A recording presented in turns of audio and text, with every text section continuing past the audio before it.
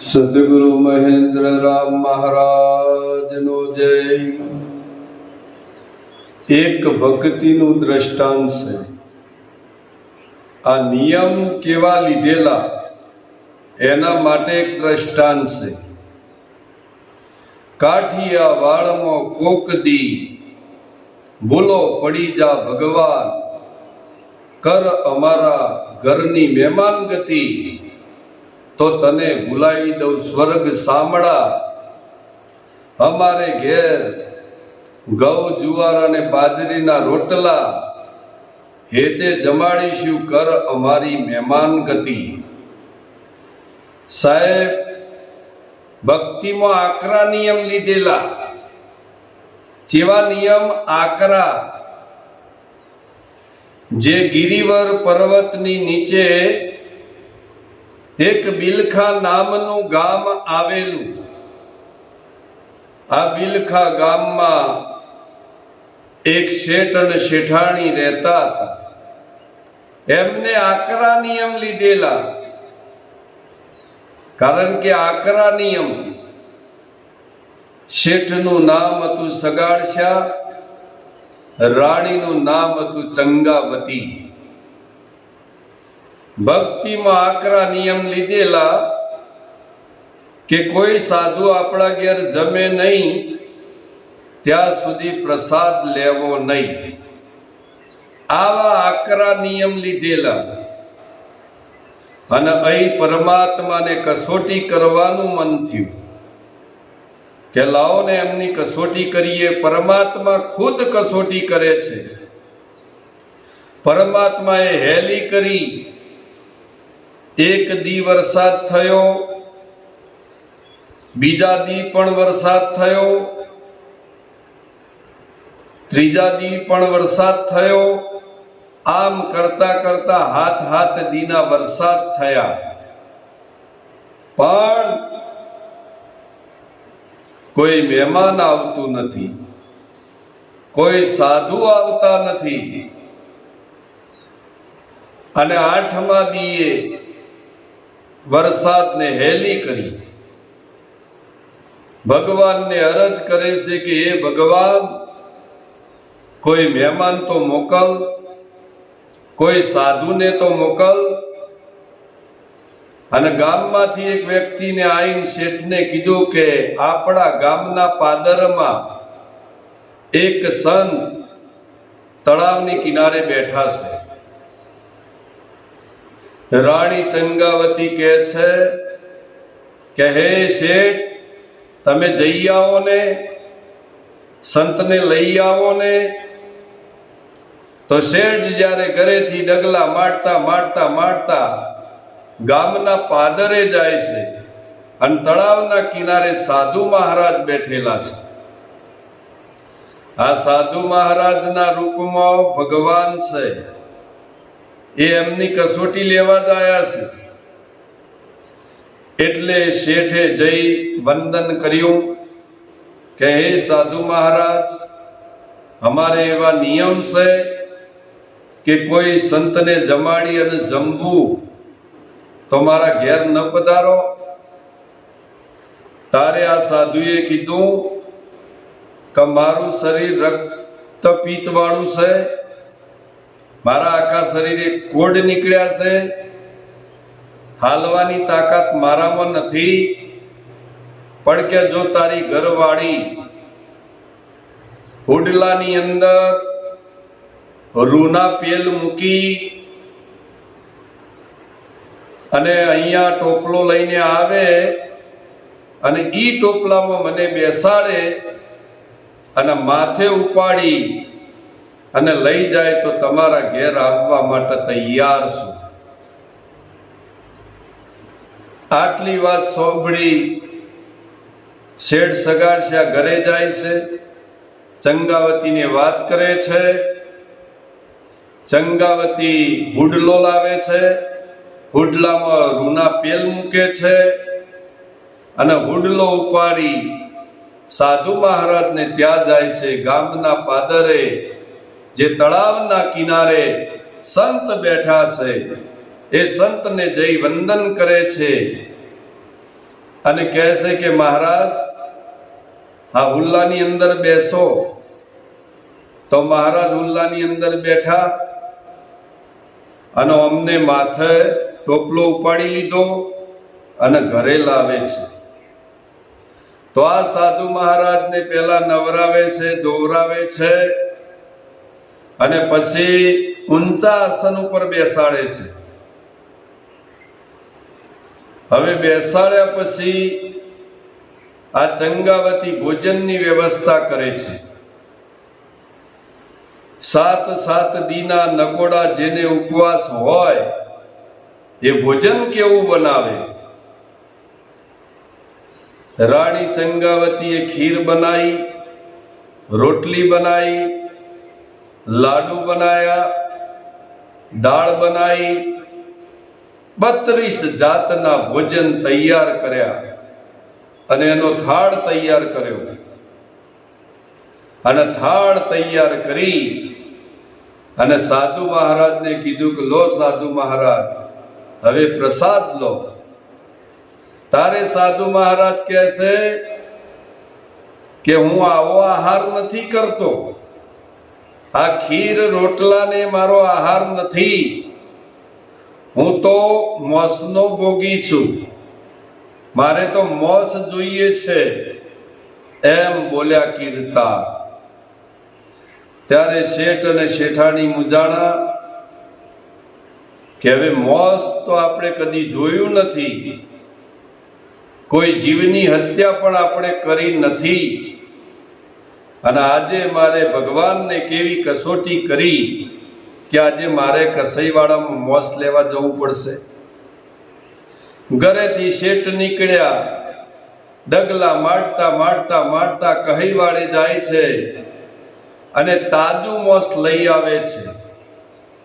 તાજું મોસ લઈ આવી અને ચંગાવતીને આપે છે કે લેવો અને કટકા કરી, બાફી, વઘારમાં શેકી અને આનો થાળ બનાવો. એ વખતે એમને એમ કરી આ મોસનો થાળ બનાવ્યો અને સાધુ મહારાજના આગળ મૂક્યો કે લ્યો સાધુ મહારાજ, હવે તો જમી લ્યો. સાધુ મહારાજ કહે કે આ માટી ખાનારો હું સાધુ નથી,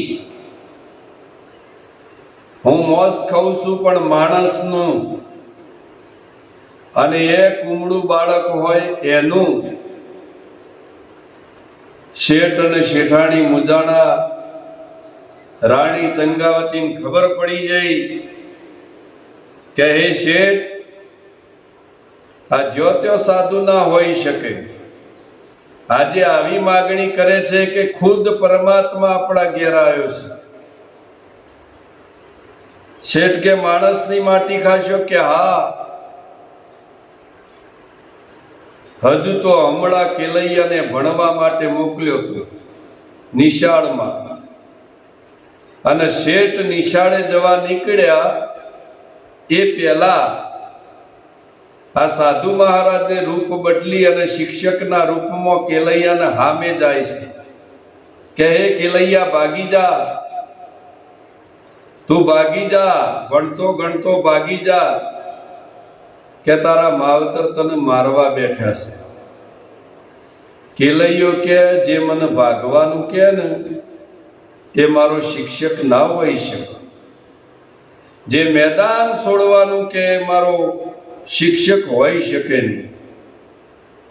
કેલૈયો કે ભાગું તો મારી ભોમડા ભાગે, બોરિંગ ઝીલે નહીં ભાર, હું ભાગું તો મારી ભોમકા લાજે, બોરિંગ ઝીલે નહીં બાર.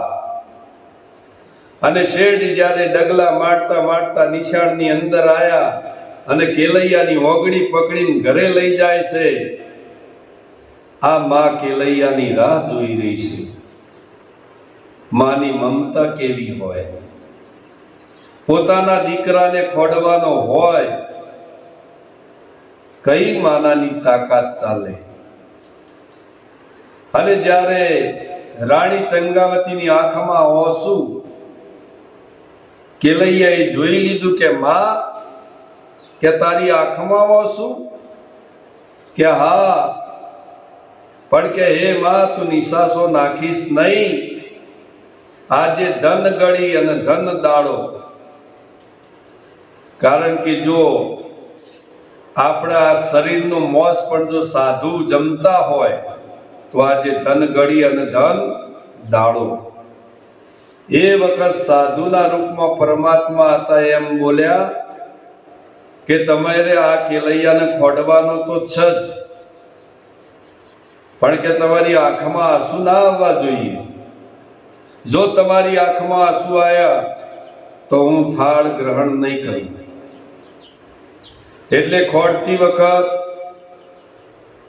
આ બરાબર તૈયાર થઈ શ્રીમંતના વાઘા પહેરી અને પછી કેલૈયાને ખોડવાનો, એમાં આંખમાં આંસુ ના આવવા જોઈએ. જ્યારે માં વારે વારે વારણા લેશે, કેલૈયાને સાતી હરખો ચોપે છે અને પછી કેલૈયાને ભૂઈ સુવાડે છે. ઈ વખતે શેઠ થોડા આઘાત કે શેઠ અહીંયા આવો, તમે આ કેલૈયાના પગ પકડો, એનું બાવડું પકડો. તારે શેઠ નજીક આવી કેલૈયાનું બાવડું પકડ્યું, એના પગ પકડ્યા અને પછી માએ કટાર ચલાવી. આ દયા વગરની માં કેવી હશે? થોડો વિચાર કરવાની જરૂર છે. અને સાહેબે કટાર ચલાવી પહેલું મસ્તક કાપ્યું, પછી એને ટુકડે ટુકડા કરી અને એનો પણ થાળ બનાવી અને મહારાજના સામે મૂક્યો કે લ્યો મહારાજ, હવે તો જમી લ્યો. મહારાજ કે તમારો થાળ ગ્રહણ કરું, પણ તમારા દીકરાને મારી બાજુમાં બેસાડો તો થાળ ગ્રહણ કરું. ઈ વખત શેઠ અને શેઠાણી મૂંઝવણા કે આપણે તો દીકરો છે નહીં. કે હે મહારાજ, એક દીકરો હતો મારે, એ પણ ખોડી અને તમારે પ્રસાદના રૂપમાં એ થાળ બનાવી દીધો એ દીકરાનો. તારે મહારાજ કે તમે વજિયા છો ને વજિયાનું હું ખાતો નથી. એટલે બંને જણા મૂંઝાણા અને શેઠને ચક્કર આવી ગયા, શેઠ ભૂઈ પડી ગયા. અને ઈ વખતે સાહેબ રાણી ચંગાવતી એનું મગજ ગયું. સાહેબ બાયણા બંધ કરી દીધા, એની હોકોળ મારી દીધી. જ્યારે જ્યારે ભારતની નારી બારણા બંધ કરે છે ને ત્યારે તો પુરુષ મૂંઝાણા છે. અને આમ લાલ હિંગોળ જેવું શરીર થઈ ગયું કે એ બાવા, મારા બીજો દીકરો નથી, પણ આજે સોંપડી લે. આજે કે એ બાવા તું સોંપડી લે કે હું તને બાપ કહું છું. અને જ્યારે છોકરી દીકરી હોય ને, એ દીકરી પોતાના બાપ હોમ એક વાત મૂકે છે, બાકી વાતની જાહેરાત નથી હોતી કે આજે હું તને બાપ જાણીને કહું છું. અને લાલ હિંગોળ જેવું શરીર કરી અને કે અમે વજિયા નથી, મારા પેટની અંદર 5 મહિનાનું બાળક છે બાવા, અમે વજિયા નથી. અને તું કહેતો હોય તો આ પેટ પણ કાપી અને એ પણ તને જમાડવા માટે તૈયાર છું. ઈ વખતે આ પરમાત્મા ધ્રુજી ગયો હો. પરમાત્મા ઊભો થઈ વંદન કર્યું કે માજ માગો એ વચન આપું. તારે શેઠ સગાડશાને હાથ મૂક્યો, શેઠ સગાડશા ઊભા થયા, કેલૈયાને પણ હજીવન કર્યો.